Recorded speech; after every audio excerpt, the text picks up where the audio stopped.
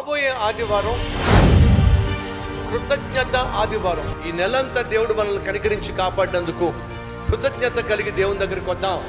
సంతోషంగా వచ్చి దేవుని ఆరాధిద్దాం.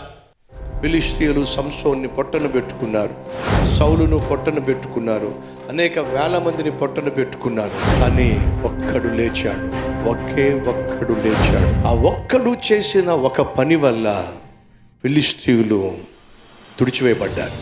ఆ ఒక్కడు ఏం చేశాడు, అసలు ఏం జరిగింది? ఆ తర్వాత బహుశక్తివంతమైన అద్భుతమైన సందేశాన్ని వచ్చే వారం మీతో పంచుకోబోతున్నాను. మీతో పాటు మీ బంధువులను, స్నేహితులను తీసుకురండి. మన జీవితంలో పోరాటం ఎంత తీవ్రంగా ఉన్నా, మనకు ఎదురుగా వస్తున్నటువంటి వాడు ఎంత బలమైన వాడైనా, మన చుట్టూ ఉన్న పరిస్థితులు మనల్ని ఎంతగా బెంబేలెత్తే విధంగా చేస్తున్నా, మనకు దేవుడు ఒక ఆయుధాన్ని ఇచ్చాడు. ఆ ఆయుధాన్ని మనం వాడినట్లయితే ఏ శత్రువునైనా ఎదుర్కోగలం, ఏ పరిస్థితునైనా తలక్రిందులు చేయగలం.